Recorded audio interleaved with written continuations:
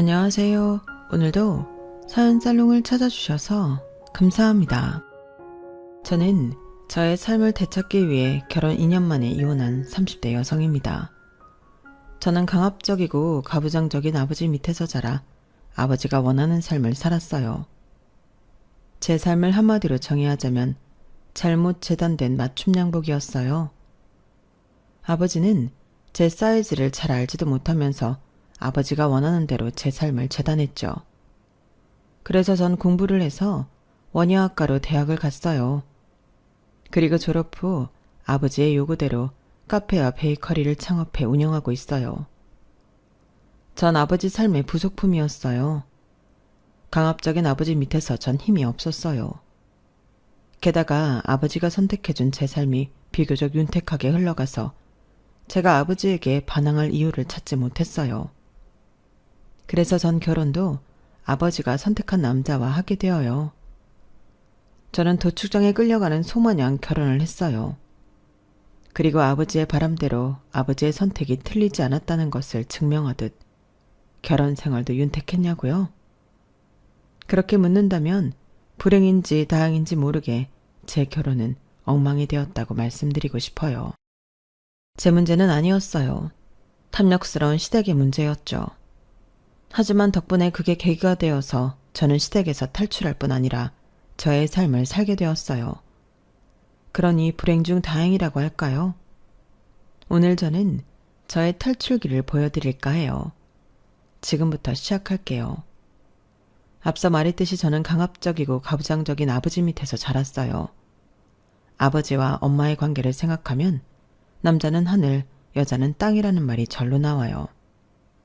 왜냐하면 엄마는 늘 아버지의 시중이었고 아버지는 엄마에게 늘 큰 소리로 이야기했거든요. 가까이 있는데도 호통치듯 말이에요.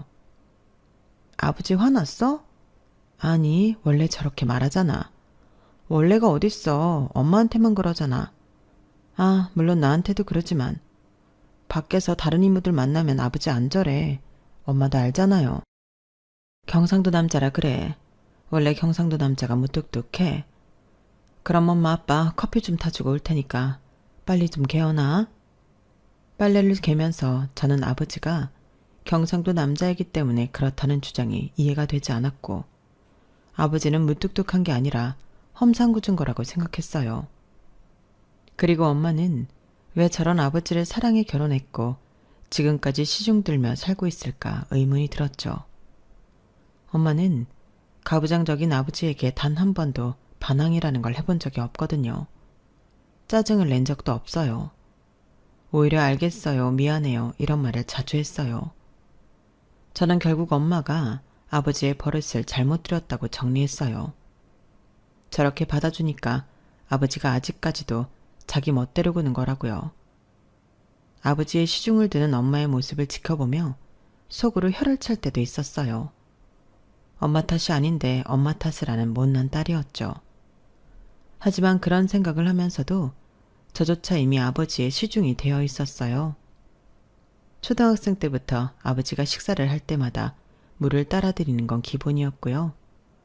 아버지는 늘 낮잠을 주무시는데 그럴 때마다 이불을 펴드려야 했죠. 그리고 아버지가 커피를 좋아하셔서 자주 드셨는데 그때마다 제가 뭘 하든 간에 아버지에게 커피를 타드려야 했고 아버지에게 전화가 오면 커피를 타서 농장으로 가기도 했어요. 그리고 제가 고등학생이 되니 아버지는 엄마에게 밥 짓는 법을 배우라고 하더라고요. 밥이요? 그래, 언제든 도움이 될 거다. 그러면서 너희 엄마 일도 더 거들고 다 큰 게 집에서 아무것도 안 하면 쓰나? 그것도 여자가 말이야. 어차피 결혼하면 해야 할 일 미리 배운다고 생각해. 그렇게 저는 엄마에게 밥 짓는 법을 배웠고 그 이후로 더 많은 집안일을 하게 되었어요. 저는 한 번도 학교 생활을 하면서 친구들과 늦게까지 논 적이 없어요. 그리고 야간 자율학습은 아버지가 빼주었죠. 모두 저보고 식사 준비를 거들라고 그랬던 거예요. 말씀 안 드렸지만 저 외동이에요. 외동딸을 보물처럼 아끼지 못할 망정 이렇게 부려먹어도 되나. 저는 그 생각이 들더라고요. 참 아버지에게 서운했어요. 울기도 많이 울었죠. 친딸이 아닌가? 이런 생각이 들기도 했어요. 그리고 제가 엄마에게 이런 기분을 털어놓을 때마다 엄마는 아버지는 원래 그런 사람이니 네가 이해해야 해 라고 하셨어요. 저는 바다처럼 넓은 마음을 가진 사람이 아니에요. 그래서 이해는 평생토록 되지 않았어요. 다만 아버지를 겪으면서 아버지가 평생토록 변하지 않으리란 것을 알았죠. 사람이 변하면 죽는다잖아요. 저는 아버지라고 또 그렇게 되는 건 원하지 않았거든요. 그래서 이게 저에게 주어진 운명이라고 생각했어요. 그러면서 아버지의 언행에 덤덤해졌어요. 그리고 아버지가 저에게 요구한 것들에도 덤덤해졌고요. 그래서 아버지가 늦게까지 공부를 시켜도 고등학교 3학년이 되어 갑자기 원예학과에 지원하라고 엄포를 놓아도 대학에 가고 난 뒤에 장학금을 받지 못하면 집에서 내쫓는다고 협박을 해도 친한 친구가 마음에 들지 않는다는 이유로 친구에게 찾아가 저와 놀지 말라고 억지로 손절을 시켜도 가족 사업을 시작하라며 갑자기 첫 직장을 그만두게 해도 아버지는 그런 사람이니까 받아들였어요. 아버지가 하라는 대로 했죠. 반항은 일치하지 않았어요. 반항을 한다는 건 일종의 성공에 대한 기대가 있다는 건데 저는 전혀 그런 기대가 없었거든요. 오히려 해보기도 전에 낙담했죠. 전 단 한 번도 무언가를 갈망한 적이 없어요. 하지만 제게 사랑이 부러워요.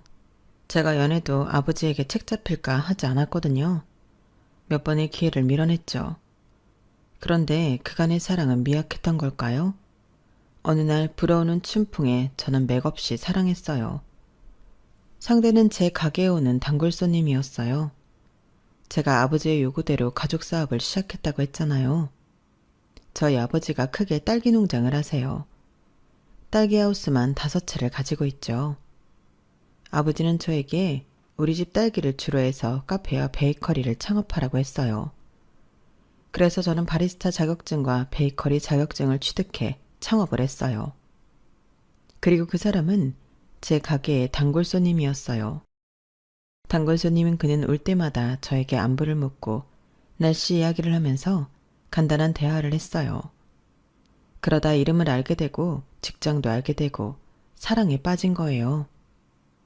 저희 두 사람이 연애를 하는 건 어려운 일이 아니었어요. 그는 매일 제 가게로 퇴근을 했어요.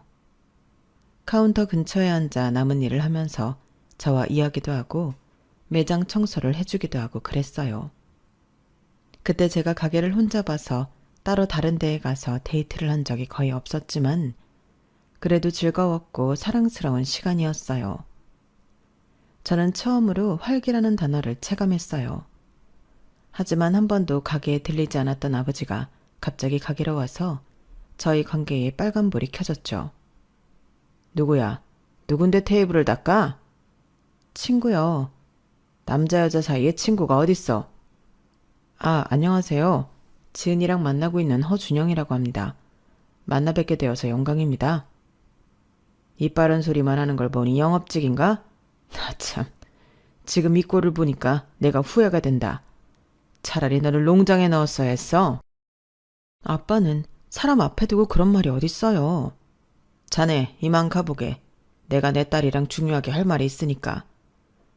그리고 남자친구가 돌아간 뒤에 아버지는 주방에 들어와 저를 마구 혼냈어요. 내가 너 이런 짓 하라고 여기에 가게 내준 거 아니다. 우리 집 딸기 더 홍보하고 발전시키라고 가게 내준 거지. 그런데 지금 이러는 건 내 뒤통수 치겠다는 거지.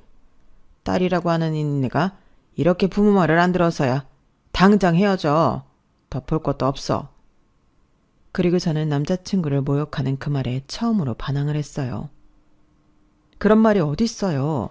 제대로 보시지도 않았잖아요, 준영씨. 좋은 사람이에요. 저한테 삶의 활기가 뭔지 알려준 사람이라고요. 저를 행복하게 해준다니까요. 행복?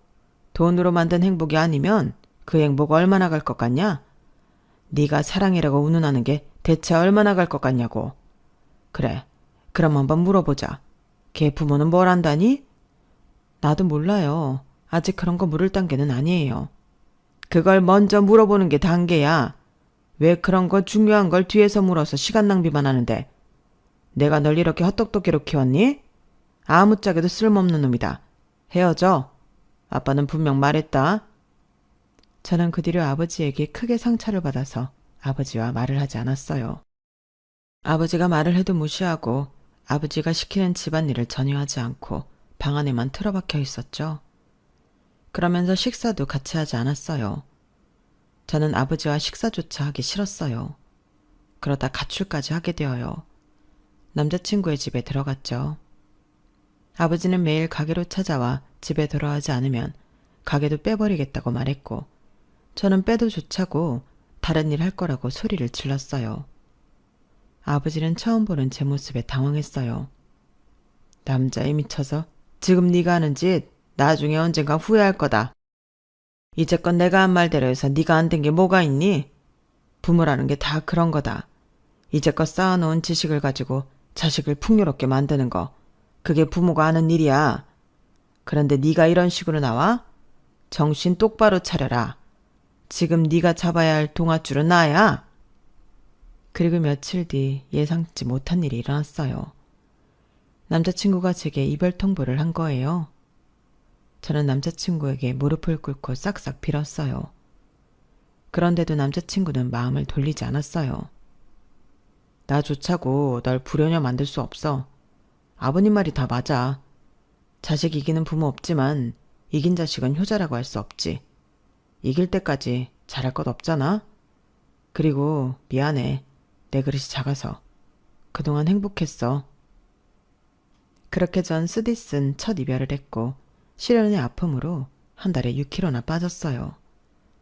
그리고 나중에 들으니 아버지가 남자친구를 찾아갔다고 하더라고요. 저는 그 말을 듣고 아버지가 미웠어요. 드라마처럼 돈을 쥐어주진 않았지만 온갖 모욕을 줬을 거예요. 그 모욕을 견디지 못한 남자친구가 너무 안쓰러웠어요. 저는 이 사실을 알기 전까지 남자친구에게 연락을 했는데 그 이후로 하지 않았어요. 제게 그럴 자격이 없더라고요. 그리고 아버지는 빈틈을 타 제게 중매를 보라고 했어요. 아버지 지인 중에 고추 농사를 짓는 할머니가 있는데 그 댁 손자가 참 괜찮다고 소문이 났다고요. 저는 거절할 힘도 없었고 이미 제 인생은 망했다고 생각해서 알겠다고 했어요. 그렇게 저희 가족은 중매 겸 상견례처럼 온 가족이 모여 식사를 했어요. 어른들만 신나서 떠들었죠. 첫 만남의 예단은 얼마, 결혼식은 어디서 이런 이야기를 했어요. 가끔은 저와 그댁 아들 눈이 마주쳤는데 저와 비슷한 표정을 짓고 있더라고요. 딱 봐도 알 수 있었어요. 이 사람도 보통 휩쓸리는 사람이 아니구나 하고요. 저는 제 결혼에 대해 어떤 어필도 하지 않았어요. 시련의 아픔으로 고통스럽기도 했고 이보다 더 최악일 순 없다고 생각했거든요. 그러니 일주일 만에 결혼 날짜를 잡더라고요. 엄마, 시어머니와 함께 웨딩드레스도 맞추고요. 그리고 낯선 남편과 어색하게 웨딩 사진도 찍고 그렇게 결혼을 하게 되었어요. 제 결혼 생활에 대해 이야기하기 전에 잠깐 시댁 이야기를 할게요. 중매를 선 남편의 할머니는 친할머니로 저희 친정이 사는 동네에 사시고 고추 농사를 하세요. 크게 하는 건 아니고 1년 벌어 1년 살 정도로 고추 농사를 한다고 들었어요. 그리고 저희 시아버지는 군무원으로 재직하다가 퇴직 후 시할머니를 돕고 있어요. 시아버지는 형제가 2남 3녀인데 형이 은행원이어서 본인이 고추 농사를 물려받을 거라고 생각하고 있어요. 저희 시어머니는 마트에서 아르바이트를 하시고요. 그전에도 다양한 아르바이트를 하며 생계를 유지했어요. 넉넉하진 않지만 부족하지도 않으려고 그랬죠. 그렇게 남편과 시누이를 키웠어요. 남편은 결혼 당시 인테리어 회사를 다니고 있었어요. 그리고 남편과 3살 터울의 시누이는 3년 전 항공과를 졸업해놓고 있었죠. 시누이는 대기업 항공사에 취업하고 싶어 했어요. 대기업 항공사가 아니면 취업하지 않겠다 했죠. 그래서 제가 결혼할 때 시누이는 무직 상태였어요. 이렇게 말하고 보니 저희 아버지가 왜 저와 남편을 결혼시켰는지 저조차도 의문이 드네요. 고작 이런 남자와 집안과 결혼시키려고 저를 그 사람과 헤어지게 했다니. 하지만 아버지는 한 가지만 봤어요. 사실 아버지도 남편의 집안이 성에 차지 않았어요. 하지만 오직 시할머니만 보고 결혼시킨 거예요. 시할머니의 고추밭과 시어머니가 사는 5억짜리 단독주택, 그리고 옆집이기 때문에 잘 아는 시할머니의 성품을 본 거예요. 시할머니가 동네에서 유명한 여장부거든요. 겉모습만 그런 게 아니라 성격도 시원시원하고 남편과 일찍 사별하고 5남매를 키우며 생활력도 대단했어요. 그리고 아버지와 시할머니는 이모 조카하는 사이였어요. 조금 시간을 거슬러 올라가야 하는데요. 저희 돌아가신 친할머니가 시할머니와 언니, 동생 하던 사이예요. 저희 친할머니도 혼자서 자식들을 키워 서로 유대감이 있었죠. 무척 친하게 지내셔서 어릴 때부터 아버지는 시할머니에게 이모라고 불렀어요. 하지만 그 당시는 이렇게 친밀하지 않았어요. 사이가 돈독해진 건 저희 시할머니가 돌아가신 이후부터예요. 저희 친할머니가 아버지가 제대를 하고 얼마 안 돼서 갑자기 돌아가셨어요. 정말 갑자기 돌아가셔서 장남인 아버지는 급하게 딸기 농장을 물려받아야 했죠. 장례식에서도 정신이 없었어요. 그때가 겨울이어서 바쁠 때였거든요. 계속 농장을 왔다 갔다 해야 했죠. 그때 가장 많은 도움을 주신 게 시할머니예요. 그리고 장례식 이후에도 시할머니는 딸기 농장에 찾아와 갑작스럽게 딸기 농장을 물려받은 아버지에게 큰 도움이 되었어요. 아버지는 아직도 당신이 하우스를 5채나 가질 수 있었던 게 시할머니 덕분이라고 말해요. 그래서 제 결혼 상대를 찾을 때 시할머니에게 적당한 사내가 없냐고 물었고, 시할머니는 자기 손주는 어떠냐고 되물어보셨어요.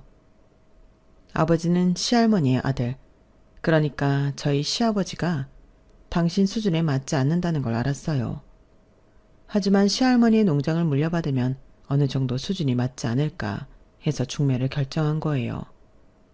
그리고 솔직히 아버지는 급하셨겠죠. 제가 또 야반도주라도 할까봐 두려웠을 거예요. 왜 이렇게 지은이 결혼을 서둘러? 이모는 몰라도 그 집안에 성이 안 찬다며. 군무원이라 그랬나? 게다가 곧 퇴직한다며. 하나밖에 없는 딸이야. 조금 신중해도 되잖아요. 지금 내가 신중하지 않다는 거야? 남편이 하는 일에 이러쿵저러쿵 하는 거 아니야. 그리고 지금 신중하게 고르면서 시간 보낼 여유가 있어? 하나밖에 없는 딸이 지금 저 모양인데. 쟤 저러다 정말 쪽팔린 집안에 시집간다고. 전에 만났던 그놈은 집에 돈도 없고 배포도 없고 영 아니었다는 거 당신도 알잖아. 이러니 내가 이러지 않고 배겨? 또 단식 투쟁하고 야반도주하고 그 꼴 다시 못 봐. 저렇게 나사 빠져있을 때 결혼시켜야 돼. 그렇게 저는 결혼을 해서 3살이나 어린 남편과 내외하며 결혼 생활을 했어요. 제 결혼 생활을 말씀드릴까요? 일단 저희 부부는 각방을 썼어요. 서로 부모님들에게 이 사실을 들키지 않기 위해 안방에 킹사이즈 침대를 두었지만 같이 누워본 적은 단 한 번도 없어요. 저희는 각자의 서재에 있는 싱글 사이즈 침대에서 잠을 잤어요. 그리고 식사도 같이 하지 않았어요. 출근 시간이 다르기 때문에 사이가 돈독했어도 같이 식사를 안 했을 수도 있지만 저희는 누구 하나 식탁에 앉아있으면 근처에 가지도 않았어요. 그리고 웬만하면 서로에게 말을 걸지 않았고 이야기를 해야 한다면 존댓말을 했어요. 호칭은 저기라고 하거나 있잖아요 라고 말문을 열었죠. 그러니 저희는 부부가 아니라 하우스메이트에 가까웠어요. 그래도 남편은 친정에 잘 하더라고요. 시댁에 어색하게 구는 제가 민망하고 부끄러울 정도로 남편은 친정에 잘했어요. 사근사근 말도 예쁘게 하고 항상 친정에 작더라도 선물을 사들고 갔어요. 그리고 저희 부모님이 뭘 하면 즉시 반응해서 자기가 하려고 했어요. 며느리처럼 굴었어요. 친정에서 뭐라도 하려고 했죠. 심지어는 딸기 일을 돕기도 했어요. 그러니 제가 안 부끄럽고 배기겠어요? 저는 시댁에서 그렇게 살갑게 하지 않았거든요. 어쩌면 불편해 보였을 수도 있어요. 제가 표정을 잘 못 숨겨서요. 저는 남편이 친정에 하는 모습을 보고 많이 반성했어요. 그리고 이왕 이렇게 된 거 나도 잘해보자 싶어 남편을 흉내냈죠. 그리고 아버지는 남편을 꽤나 마음에 들어했고 남편이 농사일을 돕는 모습에 흡족해 했어요. 그래서 남편의 차를 바꿔주었죠. 외제차로요. 그리고 아버지는 남편에게 자기 밑에서 일을 배워보라고 했어요. 회사는 하나의 기계고 직원은 부속품일 뿐이야. 그것보다 내 밑에서 일하면서 나중엔 자네가 자네의 방식대로 꾸려나가라고. 남자라면 그 정도 배짱은 있어야지. 남편은 고민을 하더니 시댁에서 적극 찬성하는 바람에 사표를 쓰고 딸기 농장에서 본격적으로 일을 배우기 시작했어요. 그리고 시누이는 제가 운영하는 카페에서 점장으로 일하게 되었어요. 제가 시누이가 항공과에서 졸업하고 무직 상태라고 말씀드렸죠. 제가 일자리를 주기 전까지도 마찬가지였어요. 무직 상태였고 계속 대기업 항공사가 아니면 취직하지 않겠다고 했죠. 하지만 취직 준비는 무슨 아르바이트도 하지 않았어요. 시누이는 시부모님에게 카드를 받아 흥청망청 쓰며 집에 처박혀 있거나 친구들과 놀다 들어오기를 반복했죠. 그게 시부모님이 안쓰러웠나 봐요. 우리 딸이 참 영리한 애인데 학교 다닐 때도 성적이 좋았어. 그런데 자꾸 떨어지니까 자신감을 잃나 봐. 이젠 준비도 안 하는 것 같아. 그래서 그런데 세아가 네가 우리 딸 좀 써줄 수 있겠니? 카페에서 무슨 일이어도 좋으니까 좀 시켜줘. 제가 어떻게 아가씨랑 같이 일을 해요. 아가씨한테 뭐 하나라도 시키겠어요? 시켜야지. 네가 사장인데. 그래도 괜찮아. 나는 다 이해해. 호랑이도 제 말하면 온다고 저기 오네. 지훈아, 너 이제 앞으로 새언니 가게에서 일해라. 언니가 너 시켜준대. 그럼 나 사장 되는 거예요? 얘 좀 봐. 사장은 무슨 사장이야. 그건 천천히 생각하고 일단 아르바이트부터 시작해야지. 안 그래, 세아가? 제가 일단 생각을 좀. 믿을 사람은 가족밖에 없어. 생팍 모르는 남보다 가족한테 맡기는 게 낫지. 생각은 무슨. 아버지한테 상의를 하고 말씀드릴게요. 어머, 너 그거 네 가게 아니니? 왜 사돈어른한테 물어봐야 해? 아르바이트 뽑을 때도 그러니? 아니죠. 아르바이트 뽑을 땐 그러지 않죠. 제가 다 결정해요. 하지만 이번 일은 아버지에게 여쭤봐야 할 것 같아서. 아니, 솔직히 그게 나름 거절의 표현이었어요. 어떻게 시누이랑 일을 해요? 하지만 시부모님은 제 의도를 알아차리지 못하는 건지 알아차리려 하지 않는 건지 계속 시누이를 꽂아달라고 하더라고요. 그리고 아버지에게 말하니 아버지는 흔쾌히 그렇게 하라고 했어요. 그렇게 해. 가족끼리 당당하게 뭉치면 좋지 뭘 그래? 그리고 너도 참 인정이 없다. 사돈 아가씨가 안쓰럽지도 않아? 그거 다 삐뚤어진 거야. 요즘 취업시장이 어떻게 되려고 그런 인재를 못 알아차리는지. 저번에 보니까 유독 예쁘고 그렇더만. 승무원이면 예쁘면 장땡 아니야? 그럼 아르바이트부터 시작하라고 할게요. 뭐? 아르바이트? 너는 참 왜 이렇게 인색하니? 그리고 사돈 아가씨한테 아르바이트부터 시작하라고 하면 내가 뭐가 돼? 내 결정에 먹칠당하는 건 내 얼굴이야. 바로 점장으로 둬. 아니면 매니저로 두든지. 그렇게 해서 시누이는 제 카페의 점장이 되었어요. 물론 하는 일은 아르바이트 수준이었죠. 그래서 제가 하는 일엔 변함이 없었어요. 카페도 살피고 베이커리도 살피고 바빴죠. 그리고 저희 아버지는 남편이 마음에 들어서인지 시댁에 굉장히 잘해주셨어요. 결혼을 하고 첫 명절이었는데요. 저에게 샤넬 가방과 롤렉스 시계를 주더니 시부모님에게 가져다 주라고 하더군요. 그리고 시누이에게는 프라다 지갑을 선물하셨어요. 시부모님과 시누이는 껌뻑 넘어갔죠. 그 후엔 시부모님 생신이 있었는데 그땐 용돈을 주라며 아버지가 100만 원씩 줬어요. 저는 저와 남편이 드릴 용돈을 합쳐 150만 원을 각각 드렸죠. 그때도 얼굴이 붉어지실 정도로 좋아하더라고요. 그리고 시부모님이 시할머니가 사시던 집에서 이사를 할 땐 아버지가 돈을 보태셨어요. 시부모님이 아파트로 들어간 게 아니라 땅을 사고 집을 올렸는데 거의 집값 수준의 돈을 주었죠. 그런 이유로 시부모님은 저를 귀하게 대했어요. 저는 시댁에서 설거지를 해본 적이 없어요. 그리고 제사 때는 거들기만 할 뿐 제대로 제사상을 차리지 않았죠.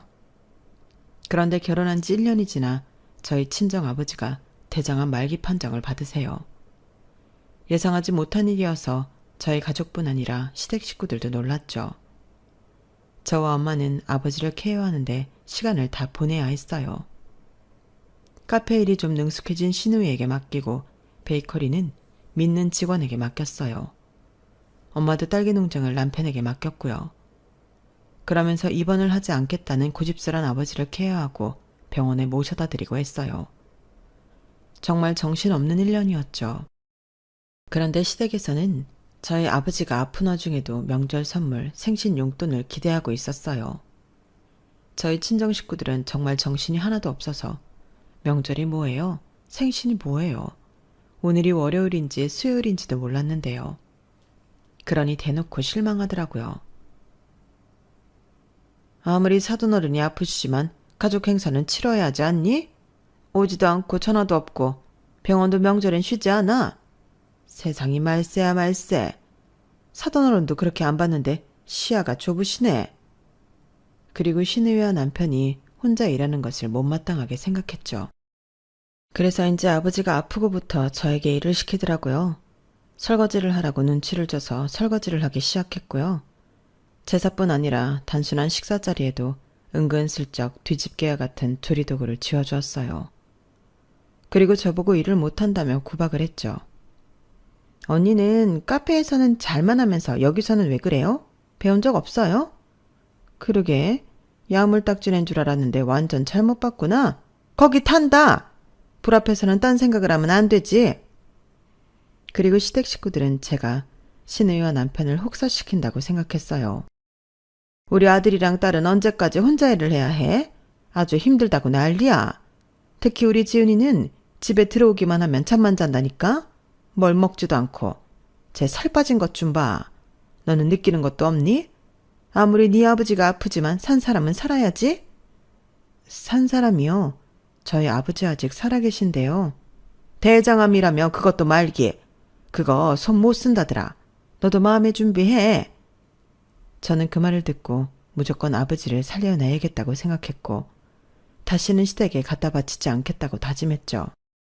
하지만 하늘은 제 편이 아니었어요. 아버지는 1년 동안 아프기만 하다가 돌아가셨어요. 이번은 죽어도 안 하겠다고 해서 집에 와서 돌아가셨어요. 동네에 구급차가 와서 온데간데 소문은 다 났고요. 그 소문을 들었는지 시아버지한테 전화가 오더라고요. 어떻게 이야기 들었다. 정말이지? 정말 가신 거야? 아, 네. 그렇게 됐어요. 아버님, 제가 나중에 연락을. 그럼 우리 아들이 드디어 그렇게 된 거니? 그렇게요? 아니다. 그래, 아무튼 잘 치르고 와라. 우리는 꼭 안 가도 되지? 조의금은 아마.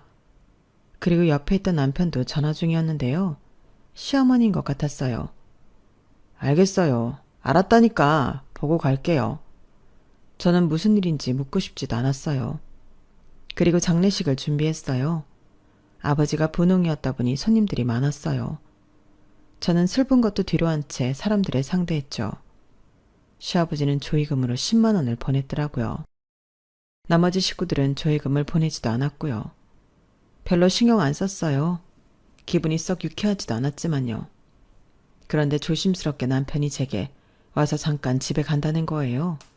손님이 이렇게 몰렸는데 말이에요. 갑자기요? 급한 일 있어요? 뭐 그런 건 아닌데 제가 꼭 필요하지도 않잖아요. 제가 아는 분들도 한 명도 없고. 뭐 필요한 거 있으면 말해요. 들러서 가져올게요. 들려요? 집에 간다면서요? 아, 본가요. 잠깐 오라고 해서. 저는 내심 서운했지만 그러기엔 저희가 제대로 된 부부 사이는 아니라고 생각해서 남편을 보냈어요. 그리고 1시간 뒤에 제 휴대폰으로 사진 몇 장이 날라왔어요. 시댁이었어요.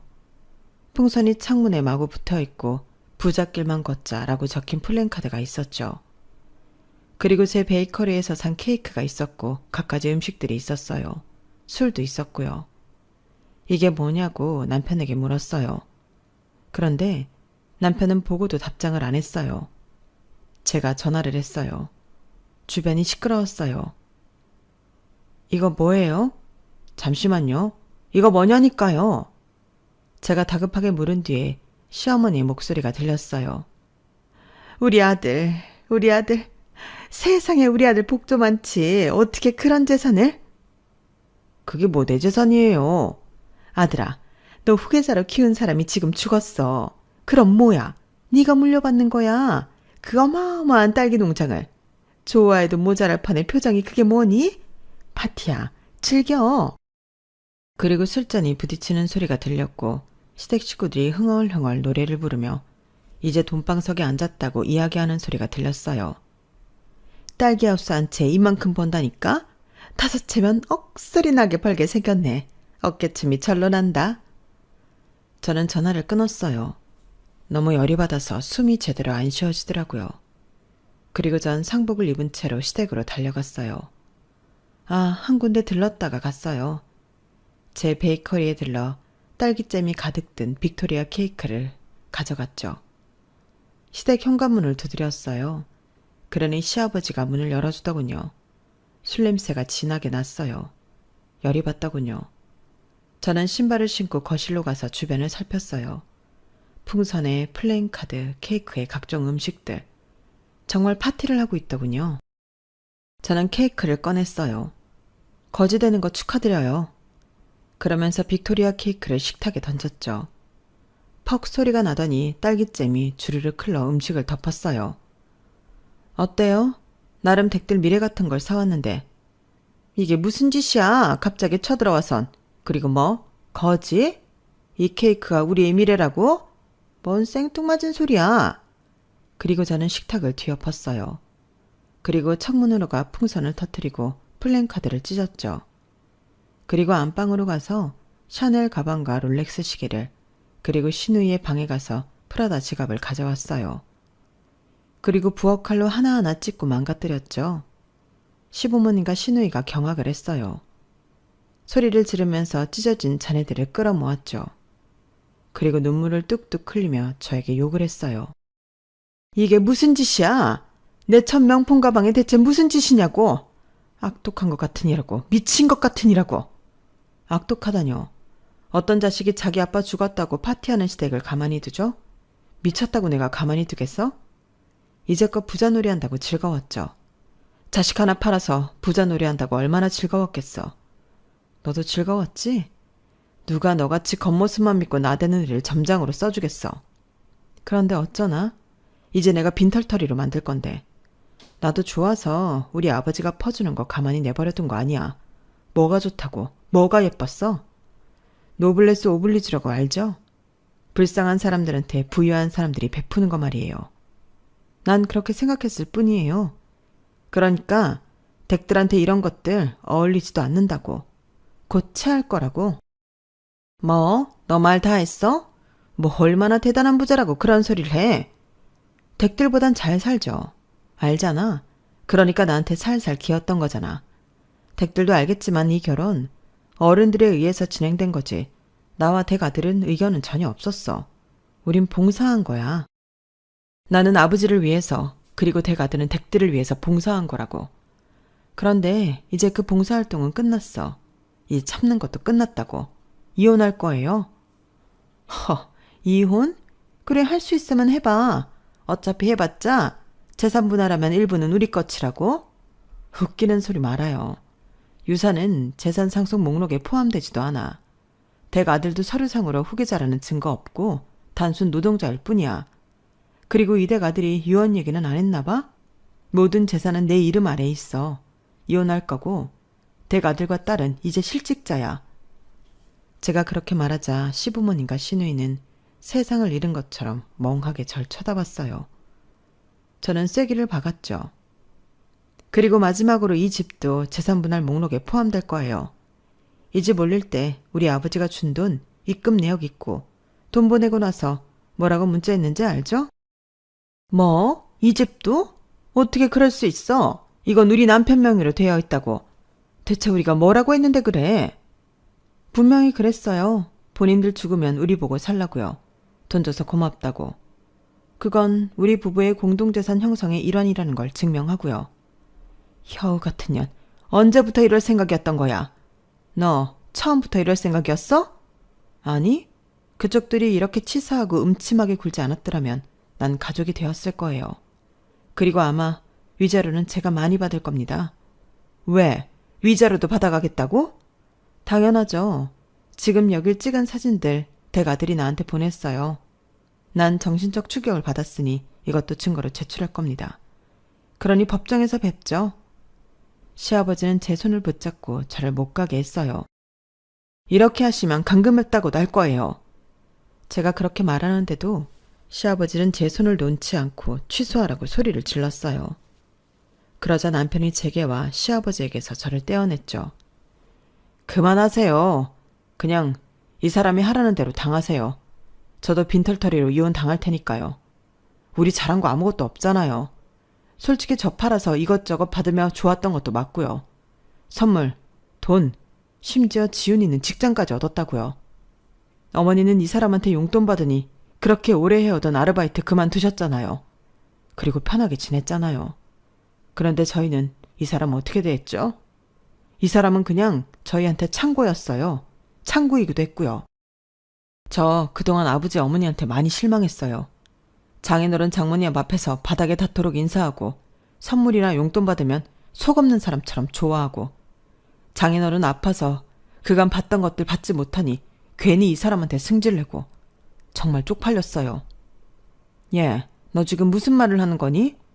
그래서 일부러 사진 보냈어요.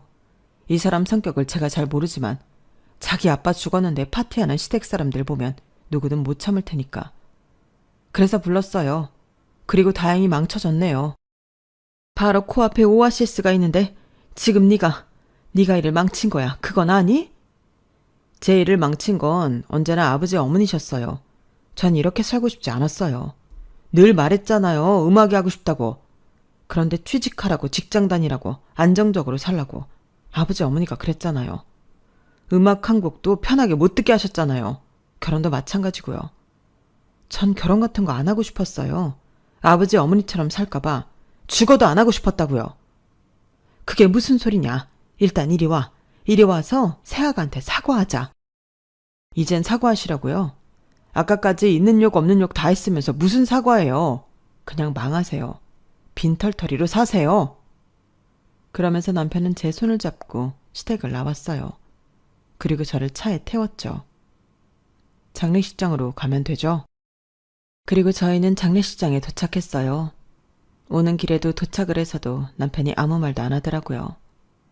그리고 같이 장례식장에 들어가 남편처럼 곁에 있어주더니 새벽이 되어서 제게 고백하더라고요.